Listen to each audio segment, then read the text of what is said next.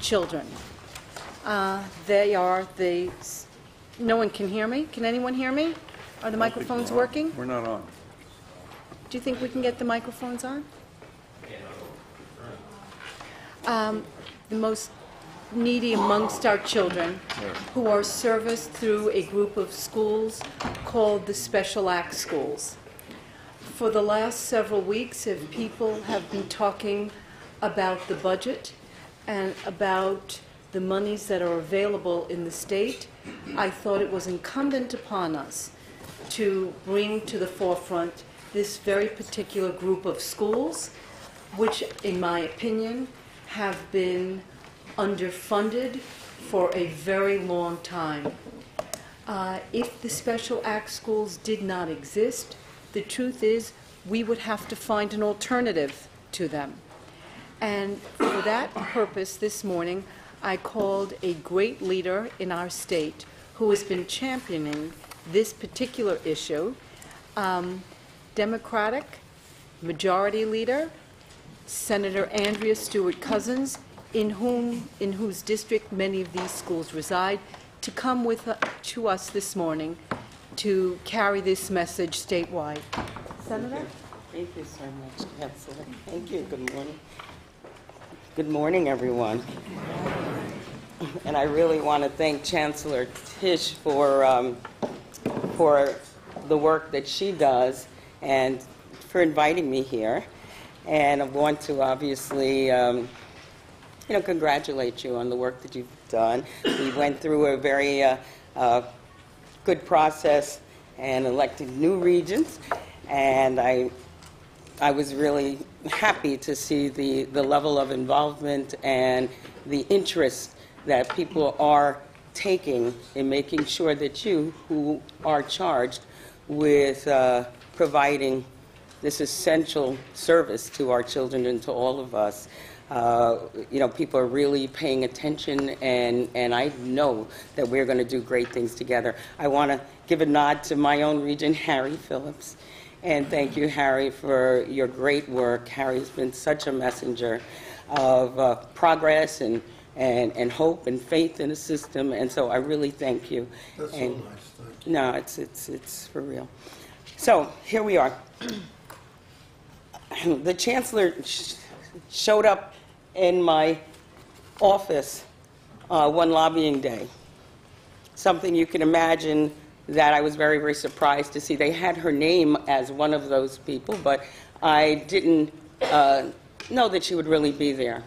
But she came with the Special Act School District, and we talked about where they are and who they are and what has to happen in order for us to fulfill the promise for these most vulnerable children.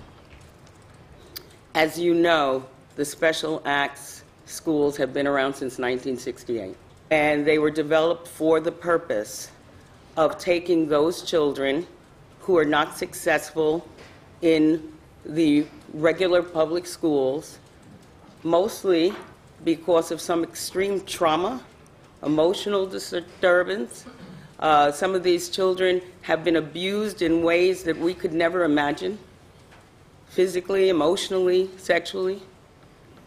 And yet, because we are responsible for all of our children, and certainly the most vulnerable, had to be educated, and we had to find a way to educate them appropriately. So they were brought out of settings, and as the Chancellor said, many of them are in my district, and I represent Westchester County. I represent White Plains, New Rochelle, Yonkers, Greenberg, and Scarsdale. Some of the most beautiful places in the state. And these children, many of them, were sent to these places as part of the healing process, as part of the separation from the trauma that sent them there, in these sometimes bucolic settings that would allow them to realize that they were worth something and that they could achieve something. And the supports are there for those kids. And I've been in government for, different forms of government since 1992.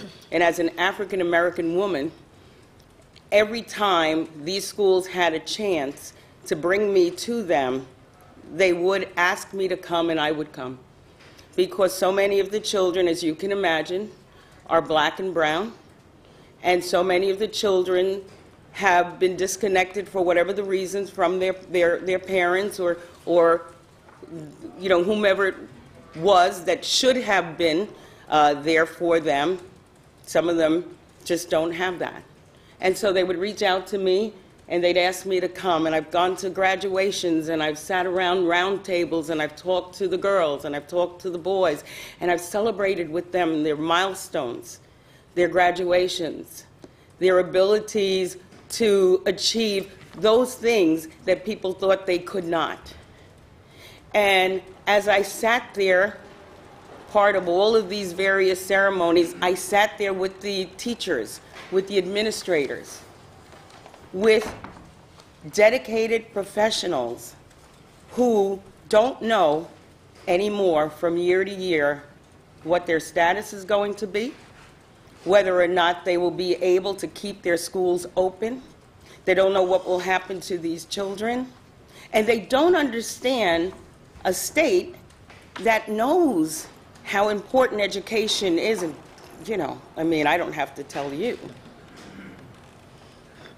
That sees this population, and yes, there's about 1,000 that come in a year, more or less, because it's a fluid population, so it's, hard to capture the numbers, but we don't understand how we're not investing in these, our most vulnerable children, on a consistent basis.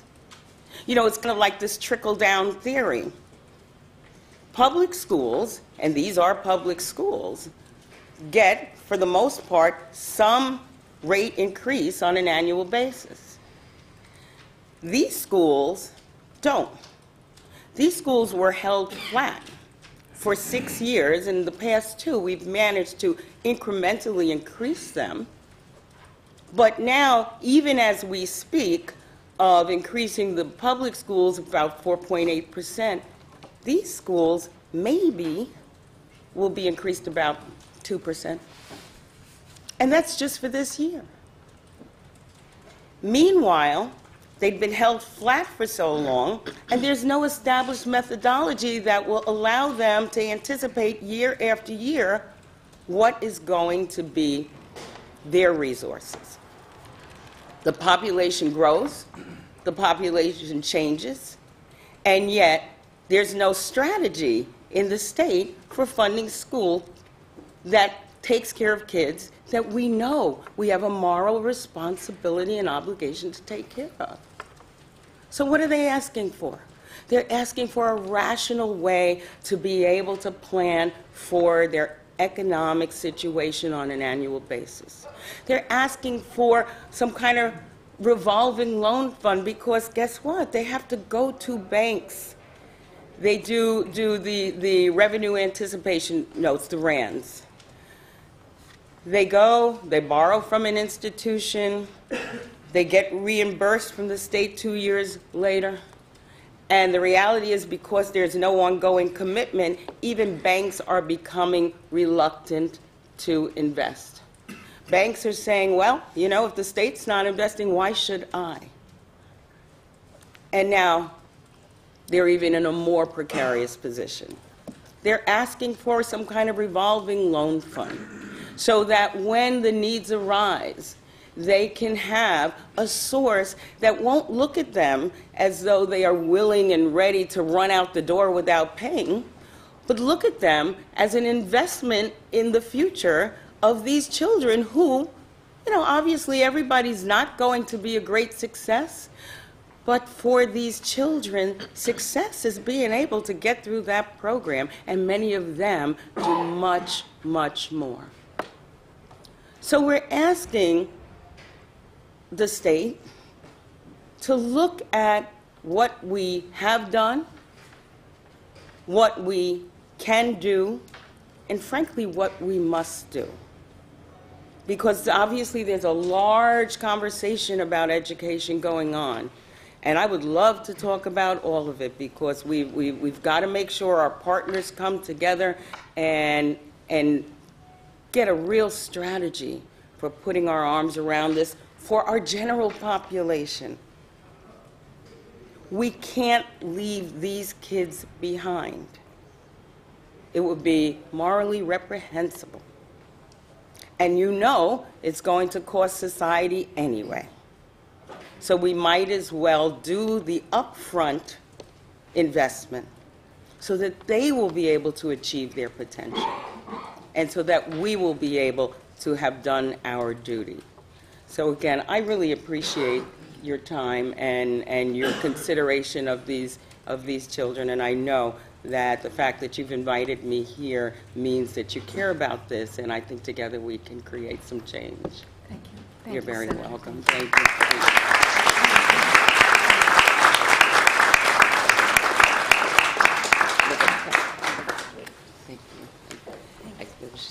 I see my assembly. I know. Thank you. Okay. I'm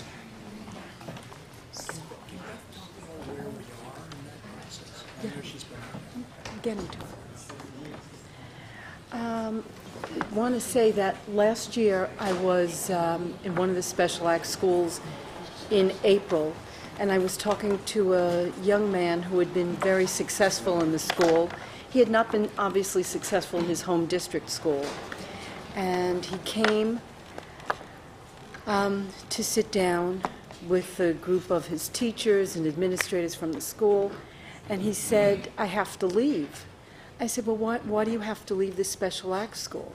And he said, "Because you're only allowed to be here for a certain amount of time, and even though I am on track to actually get course credit and graduation credit, I've got to leave, and the district, my home district, doesn't really want to take me back." So it's a very significant issue for these kids. At any time in the year, there are 1,500 students in these schools, and so I think, Beth, it would be great if you could give us, and Nicholas, where's Nicholas? He's on the other side of the room. Nicholas, Great. if we can have an update about where we are in terms of advocating and in terms of changing the rate settings and getting these schools the increase they deserve. Sure. Happy to, Chancellor. Thank you. The board has long recognized that the special acts, along with 845s, who also provide education services to students, have a different educational funding dynamic from school districts, and the board has for a couple years advanced a legislative priority that would put in place a fixed funding amount to better secure for those providers the opportunity to make projections.